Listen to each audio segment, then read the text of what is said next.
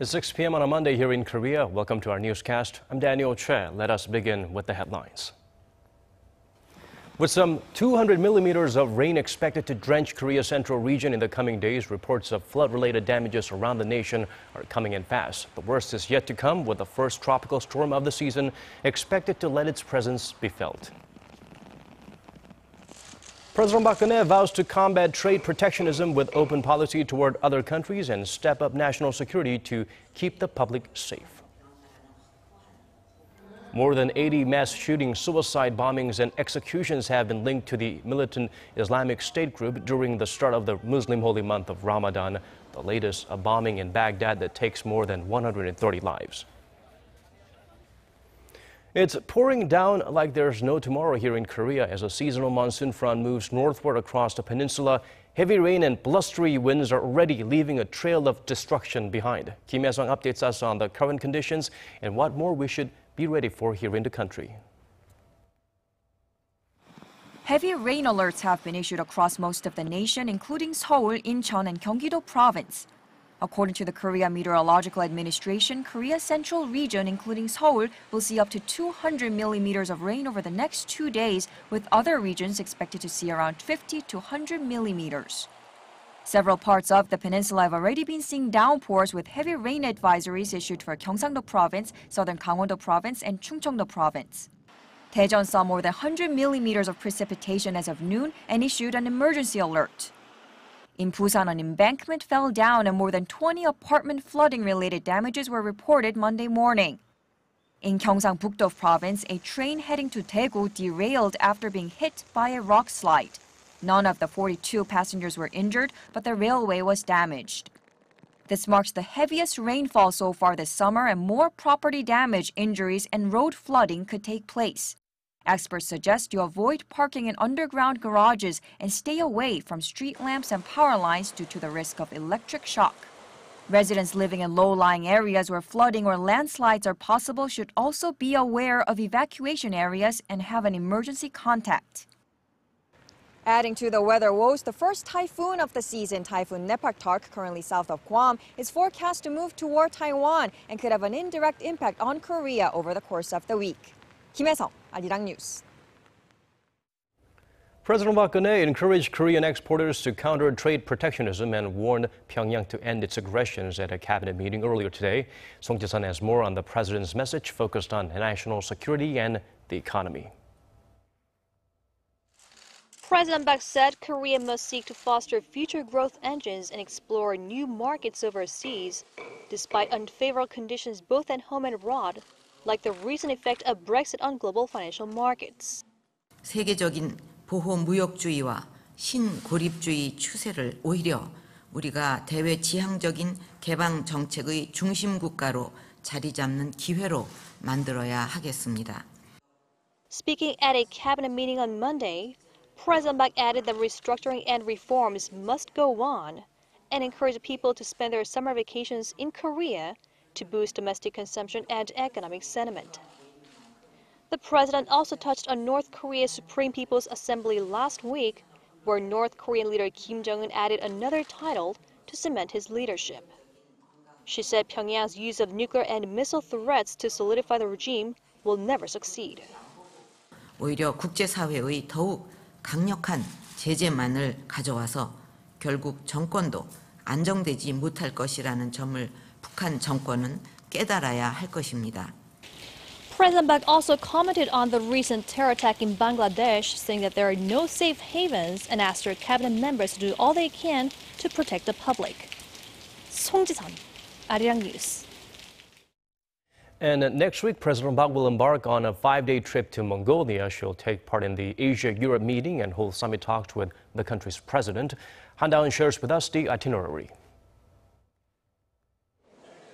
Partnership for the future through connectivity. That's the theme for this year's Asia-Europe meeting, celebrating 20 years of cooperation between the two continents.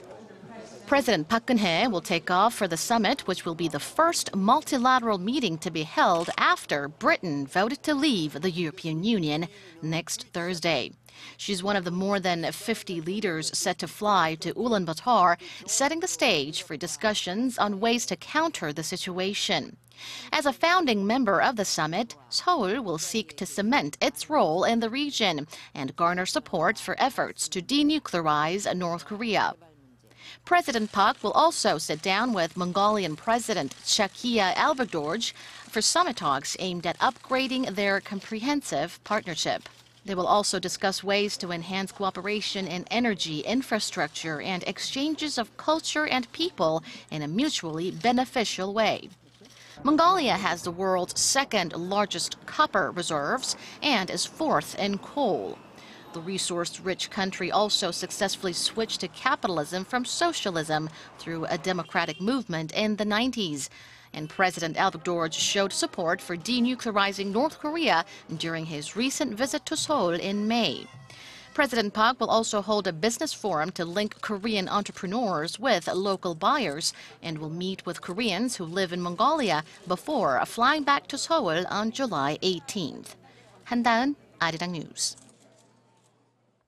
South Korean government officials have been fielding questions from lawmakers at the National Assembly today as a two-day interpellation session got underway. According to our Lee Min-young, the Q&A session heated up with the ruling and opposition parties voicing contrasting opinions over several sensitive topics to cover. The first interpellation session of the 20th National Assembly kicked off on Monday morning, with government officials facing questions from lawmakers over the next 2 days. On Monday, lawmakers mainly focused on economic policy, and the ruling and opposition parties collided over the idea of a corporate tax hike. The main opposition Minju Party of Korea advocated for a higher corporate tax rate, saying it is the government's responsibility to use the revenue for vulnerable populations.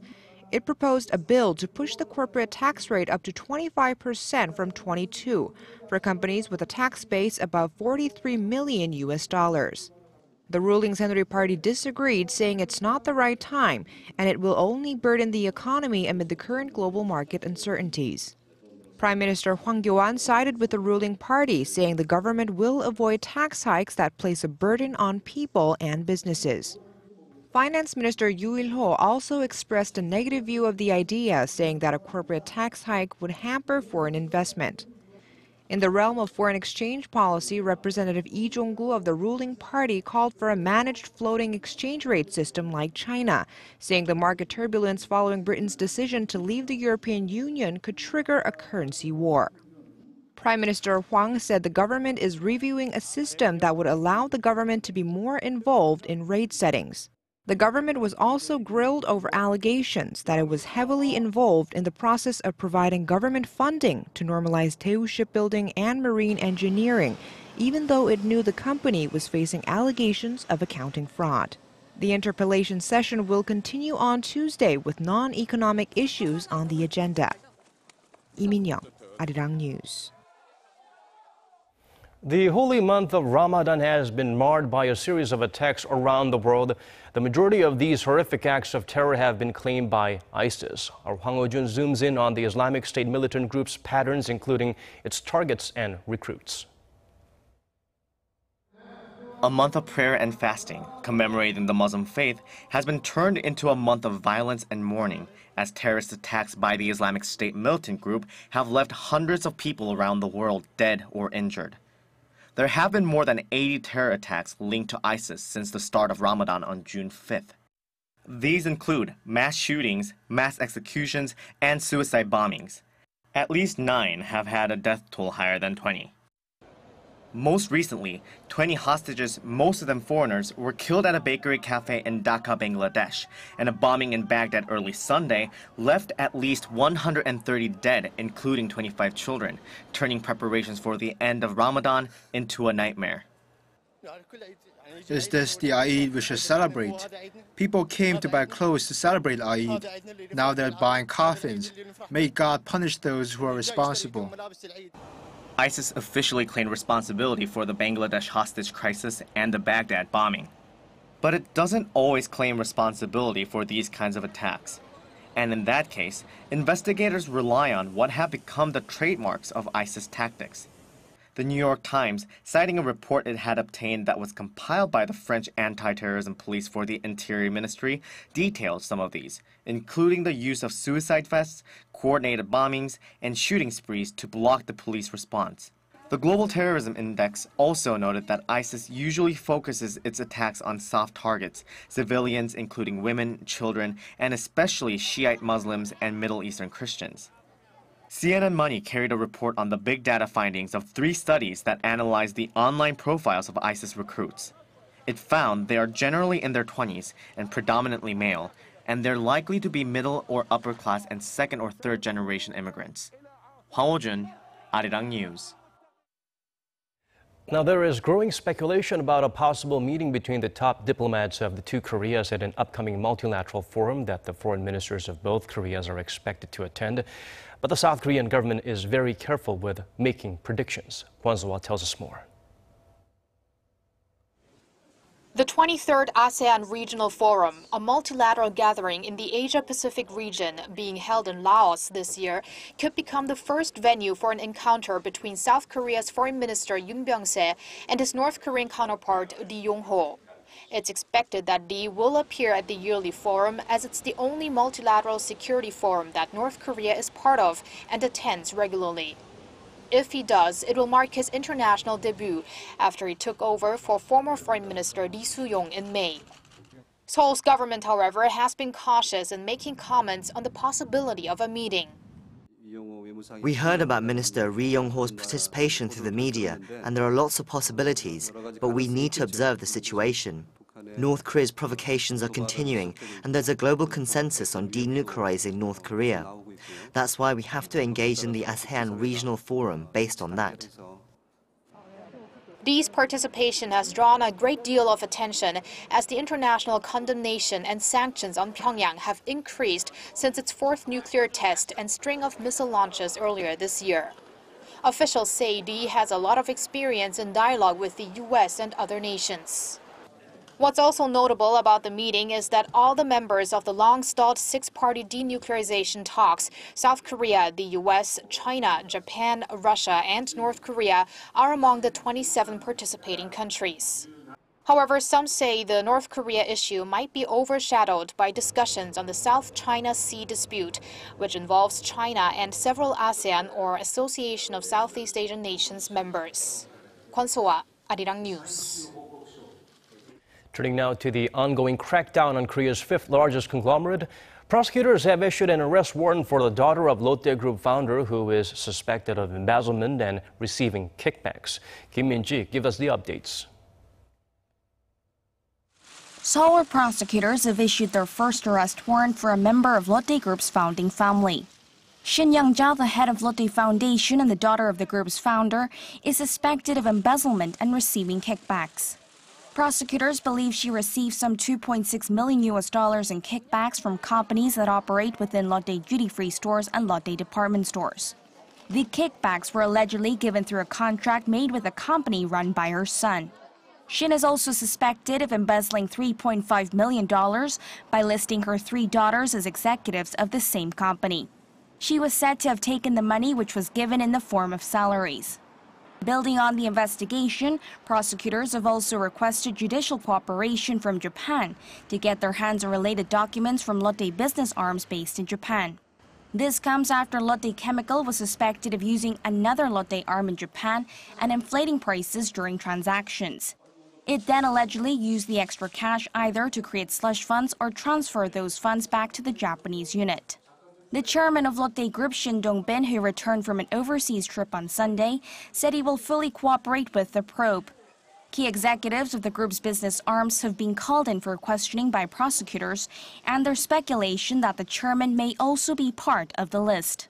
The interrogations have mainly been focused on allegations related to the group's slush funds, business irregularities, and accusations it engaged in unfair mergers and acquisitions. Kim Min-ji, Arirang News.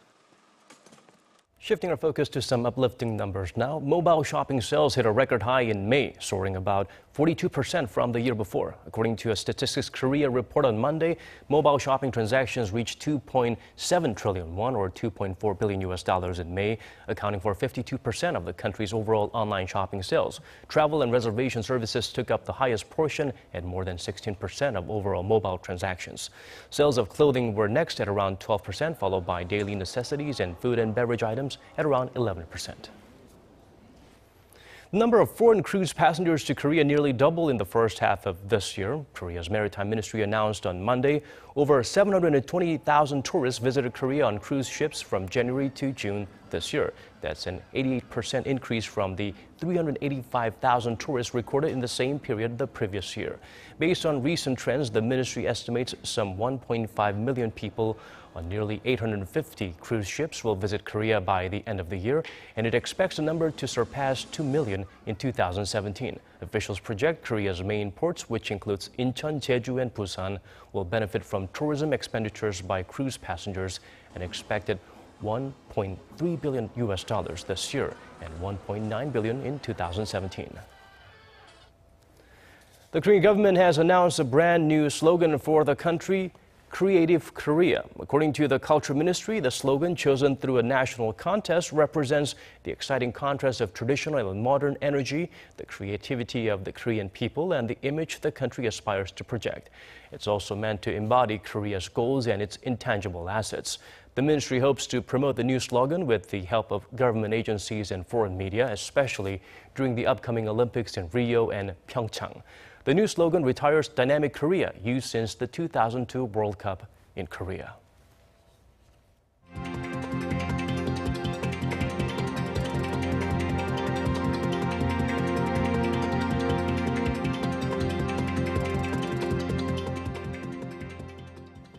That's it from us at this hour. As always, thank you for watching.